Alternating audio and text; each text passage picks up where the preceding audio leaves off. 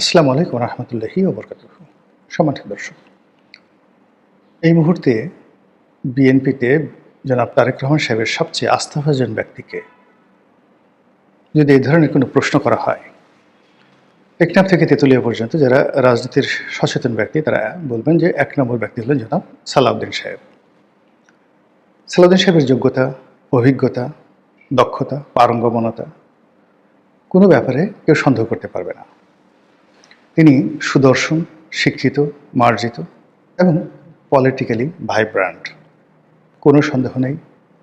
ভালো ছাত্র, ভালো বংশ, দেখতে সুন্দর, মানে এরকম যাকে বলা হয় সব্যসাচী প্রকৃতির রাজনীতিবিদ আমাদের এই সমাজে খুব অল্প আছেন।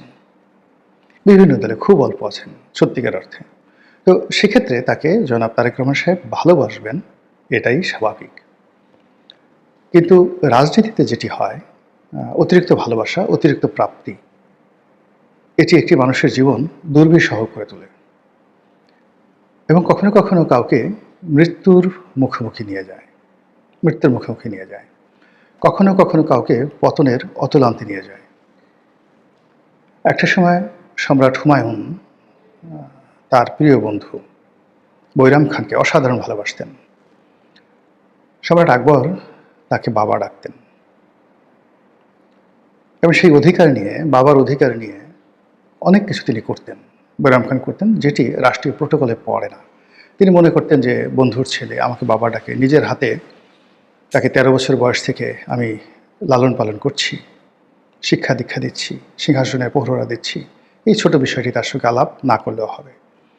কিন্তু এটা নিয়ে দূরত্ব এমন পর্যায়ে চলে গেল যে বৈরাম খান রীতিমতো বিদ্রোহ করতে বাধ্য হলেন, পরাজিত হলেন, বন্দী হলেন। প্রকাশ্য রাজদরবারে তাকে শিরশ্ছেদ করা হলো না, তাকে হজে পাঠিয়ে দেওয়ার নাম করে পথের মধ্যে তার জীবনহানি ঘটানো হলো। ভালোবাসার আরও দুটো উদাহরণ দেই, মারাত্মক উদাহরণ। এটা সালাউদ্দিন সাহেবের জন্য। তিনি বিদ্বান ব্যক্তি, হয়তো জানেন, তাহলে আমার এই কথার পরে তিনি সেগুলো স্মরণ করবেন। আর যদি না জানেন তাহলে জেনে নেবেন এই বক্তব্যের মাধ্যমে। অসাধারণ বন্ধুত্বপূর্ণ সম্পর্ক ছিল খলিফা হারুন আর রশিদ এবং তার যে প্রধানমন্ত্রী জাফর সাদেক ওরফে জাফর বার্মেকি। জাফর বার্মেকির বাবা ইয়াহিয়া বার্মেকি ছিলেন খলিফা আল মনসুরের বন্ধু। খলিফা আল মনসুর ছিলেন খলিফা হারুন আর রশিদের দাদা। তো এই জাফর বার্মেকি আর হারুন আর রশিদ, এই দুজন একসাথে বলতে গেলে একই মায়ের পেটের সন্তানের মতো মানুষ হয়েছেন।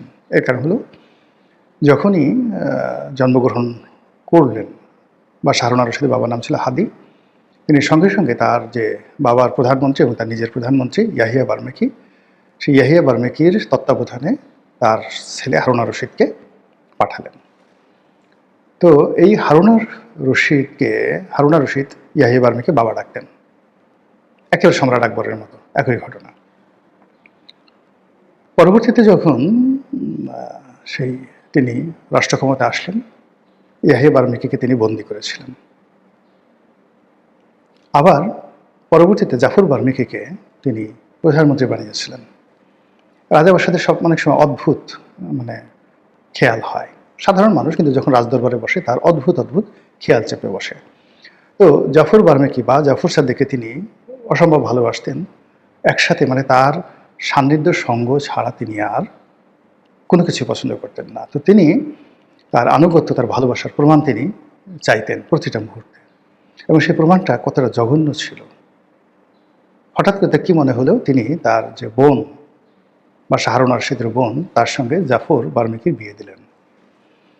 বিয়ে দিয়ে বললেন যে, বোনকে কিছু বললেন না, জাফর বার্মেকিকে বললেন যে তুমি এর সঙ্গে সঙ্গম করতে পারবে না আমার অনুমতি ছাড়া, এবং তুমি যদি সঙ্গম করো তাহলে আমার প্রতি তোমার আনুগত্য ভেঙে যাবে, বিশ্বাস ভেঙে যাবে। তো জাফর বার্মেকি প্রাণত চেষ্টা করছেন অনেকদিন পর্যন্ত, কিন্তু স্বামী স্ত্রীর সম্পর্ক, একসাথে থাকে, এক ঘরে থাকে, এক বিছানায় থাকে, এবং যেহেতু বাদশার স্ত্রী, বাদশার বোন এটা জানে না, তো সেখানে নারী দ্বারা উত্তেজিত হওয়া, এবং উত্তেজিত হলে একটা পুরুষের যে তার কামনা বাসনা কোন পর্যায়ে পৌঁছে, এটা পুরুষ মাত্রই বুঝতে পারেন। ফলে তাদের মধ্যে যা হবার তাই হয়ে গেল। বাদশার কানে এলো, বাদশাহ বিক্ষুব্ধ হলেন এবং জাফর সাদেকের শিরশ্ছেদ করে তাকে মেরে ফেললেন। প্রায় একই ঘটনা ঘটেছিল মহারাজা কংস এবং তার ভগ্নিপতি বাসুদেবের ক্ষেত্রে। কৃষ্ণের বাবা এবং এই বাসুদেবও দেখা গেল তার স্ত্রীর সঙ্গে সঙ্গম করে ফেলেন জেলখানার মধ্যে, এবং সেই ঘরে জন্ম নেয় কৃষ্ণ। সে বিরাট কাহিনী। এই হলো রাজা বাদশাদের অতিরিক্ত ভালোবাসা এবং বিশ্বাসের ফল। এদের ভালোবাসতে দেরি লাগে না। এখন এখানে তারেক রহমান সাহেবের জায়গাতে যদি আমি হতাম, আমার জায়গায় যদি আপনি হতেন, এই একই ঘটনা। মানে রাজা হলেই মানুষের নানা রকম খামখেয়ালি চলে আসে, নানা রকম অদ্ভুত এবং উদ্ভট চিন্তা তাদের মধ্যে চলে আসে। তো সেই চিন্তার ক্ষেত্রে তারেক রহমান সাহেবের যে অতিরিক্ত মানে সালাউদ্দিন সাহেবের প্রতি নির্ভরতা, এটি সালাউদ্দিন সাহেবকে যতটা না বিপদগ্রস্ত করবে তার চেয়ে বেশি বিপদগ্রস্ত করবে, এটা বিএনপিকে, অন্যান্য সবাইকে যতটা, তারেক রহমান সাহেবকে যতটা না এখানে বিতর্কিত এবং যাকে বলা হয় বিপদের মধ্যে ফেলবে, তার চেয়ে সালাউদ্দিন সাহেবকে বেশি বিতর্কিত করবে এবং বেশি বিপদের মধ্যে ফেলবে। বিপদের মধ্যে ফেলবে দুটো কারণে। একটা কারণ যে আগে বললাম, রাজাদের অনেক খামখেয়ালি হয়, অনেক অদ্ভুত আশা হয়, বিশ্বাসের অনেক পরীক্ষা দিতে হয়, এবং তার কোনোটাতে যদি তিনি মানে যাকে বলা হয় পান থেকে চুন খসার মতো কাজ করে ফেলেন, মুহূর্তের মধ্যে তিনি ব্ল্যাকলিস্টেড হয়ে যাবেন এবং সব কিছু হারাবেন। আর দ্বিতীয় যে ভয়ঙ্কর বিষয়টি, এটি কোরআনেও বলা আছে। আল্লাহ যেটা বলেছেন তার প্রিয় বান্দাকে, যে আমি যখন আমার কোনো বান্দাকে কোনো অতিরিক্ত নিয়ামত দেই, ভালোবাসি, এটা এতটা দৃশ্যমান হয়ে পড়ে যে পৃথিবীর সব মানুষ তাকে ঈর্ষা করে, হিংসা করে। তো পৃথিবীতে আল্লাহর যারা প্রতিনিধি, খলিফা মানে রাজা বাদশাহ, তারাও যখন কোনো মানুষকে ভালোবাসে, কারো মাথায় হাত দেয়, অমনি সব মানুষ তাকে সামনে সামনে রাজার মতো সম্মান করে আর পিছনে পিছনে তাকে ঈর্ষা করে। আর রাজা যদি আশীর্বাদটা তুলে নেন, তখন সব মানুষ তাকে এমনভাবে লাথি মারে, গুঁতো মারে, মনে হয় যেন একটা ফুটবল। তো সেই দিক থেকে জনাব দেখা বলা সালাউদ্দিন সাহেব তিনি ঈর্ষার শিকার হচ্ছেন। আর আগামীতে যদি তার উপর থেকে আশীর্বাদ চলে যায়, তাহলে কী পরিমাণ লাঞ্ছনা এবং গঞ্জনার শিকার হবেন, সেটা একমাত্র আল্লাহ রাব্বুল আলামিন ছাড়া আর কেউ জানে না। তো যেটা বলছিলাম যে সালাউদ্দিন সাহেব এখন স্বরাষ্ট্রমন্ত্রী। আমাদের এই মন্ত্রণালয়টা একটা সেক্সিয়েস্ট মিনিস্ট্রি। এখানে প্রচুর জৌলুস আছে। যিনি মন্ত্রী হন তার ভাবসাবই বেড়ে যায়। তো সালাউদ্দিন সাহেবের ভাবসাব এখন বাড়ছে কিনা আমি বলতে পারবো না, কিন্তু অতীতে যারা ছিলেন তাদের সবারই ভাবসাব বেড়ে গিয়েছিল।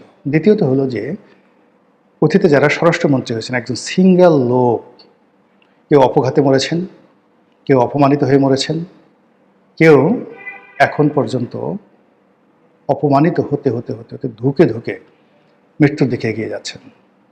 সেটা বর্তমানে যারা জীবিত আছেন স্বরাষ্ট্রমন্ত্রী বা যারা